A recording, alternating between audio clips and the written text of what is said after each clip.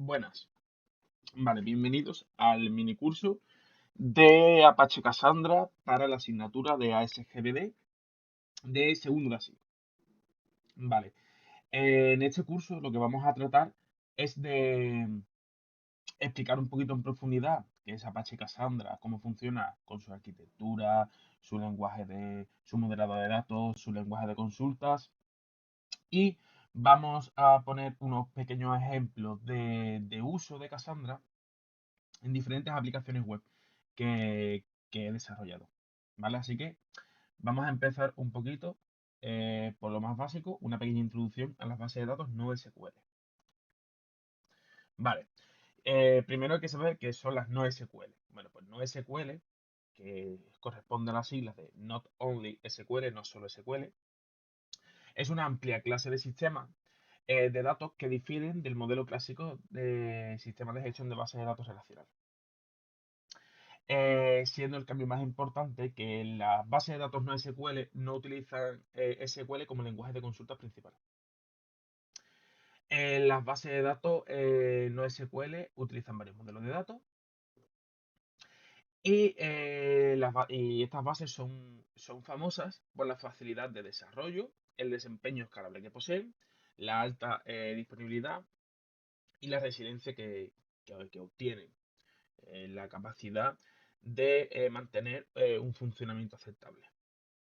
¿Vale?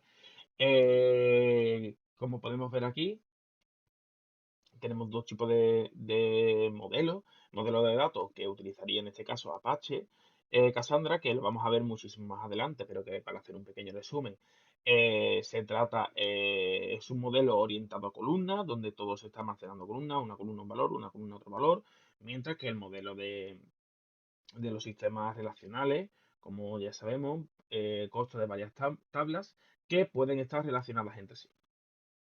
Vale. Eh, una de las cosas más importantes que tienen las bases de datos no SQL y que son la mayor diferencia, la principal diferencia que tiene con los sistemas de gestión relacionales, es que los datos almacenados no requieren una estructura fija como tabla, como sí pasa en los modelos relacionales. También cabe destacar que las bases de datos no SQL, los sistemas de bases de datos no SQL, no soportan las operaciones join, ni van a garantizar el teorema ACID. En los sistemas relacionales, el modelo ACID se atribuye a la atomicidad, a la consistencia, al aislamiento y la durabilidad de los datos. Sino que las bases de datos no SQL garantizan el teorema CAP, que más adelante vamos a explicar qué es el teorema CAP. Como podemos ver aquí, estamos viendo una pequeña imagen, la cual corresponde al teorema CAP, que nos trata más de la consistencia, la disponibilidad y la tolerancia a fallo. Vale. El teorema CAP lo que nos dice es que existen tres cualidades a la hora de elegir qué gestor de base de datos queremos usar. Tenemos tres características, pero solamente se pueden dar un máximo de dos, pero en ninguno de los casos se pueden dar tres características a la misma vez. Es decir, una base de datos, como podemos ver aquí, por ejemplo, Mongo, corresponde a las características de consistencia y la tolerancia a particiones, pero no corresponde a la disponibilidad. Es decir, Mongo, dentro de sus características del teorema CAP, tiene las características de la consistencia y la tolerancia a particiones, pero no posee la disponibilidad.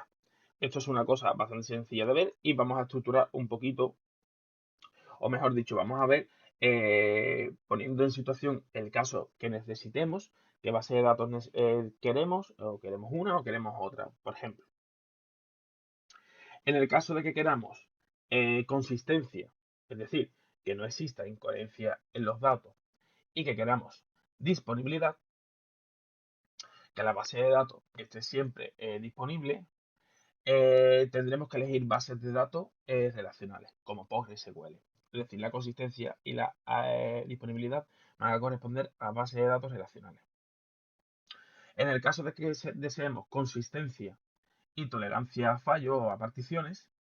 Es decir, la tolerancia a particiones es la capacidad de que un sistema siga funcionando a pesar de la caída de alguno de sus nodos.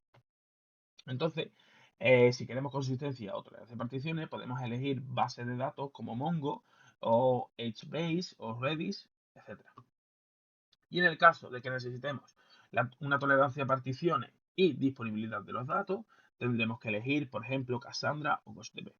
Esto es un pequeño resumen para que a la hora de realizar un proyecto, mires qué características de las tres características, qué dos características son más importantes para tu proyecto y a partir de ahí eliges una base de datos o eliges otra. No eliges una base de datos porque te gusta más o porque te gusta menos, sino eliges una base de datos porque esa base de datos es la que se adhiere a tus necesidades.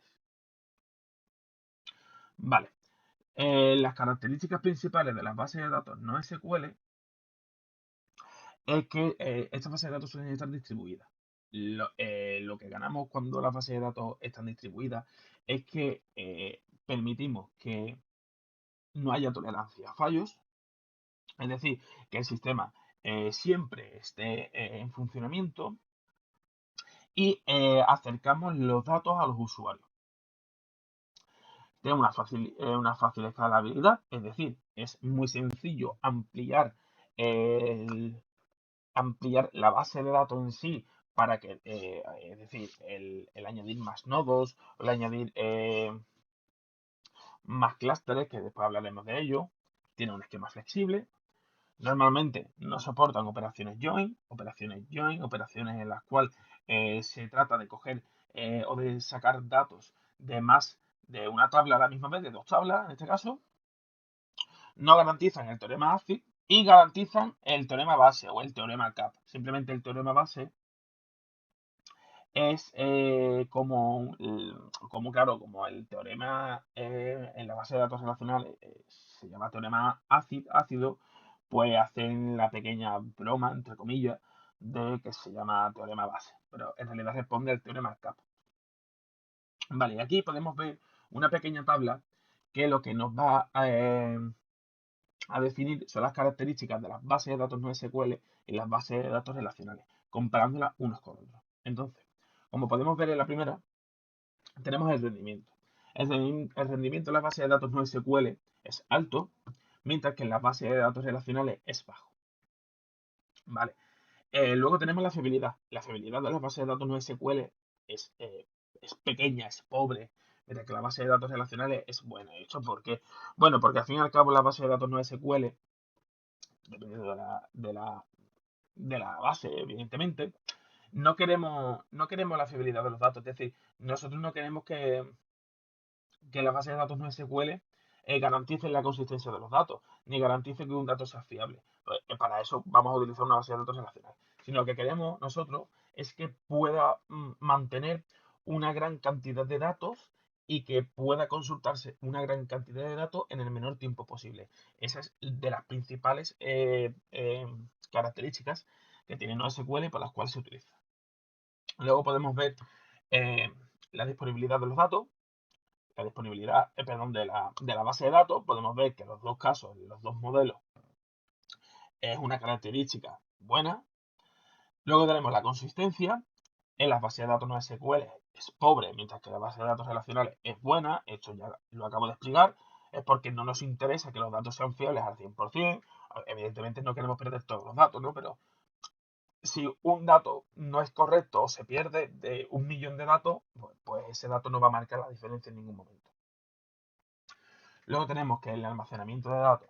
Las bases de datos no SQL están hechas para optimizar grandes cantidades de datos, mediante que las bases relacionales van a funcionar entre un tamaño medio y largo de capacidad, y la escalabilidad en los dos modelos, la escalabilidad es alta, pero las bases de datos no SQL es más fácil aplicarla por el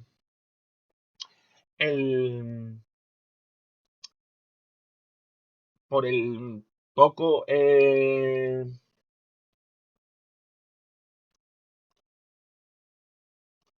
mientras que la escalabilidad en los dos casos es alta, pero en la base de datos relacionados es muchísimo más caro poder implementar la escalabilidad. Y ahora vamos a explicar los tipos de base de datos no SQL, que tenemos 4 tipos. Vale, el primer tipo es la base de datos clave-valor. Las bases de datos clave-valor son las más simples de entender.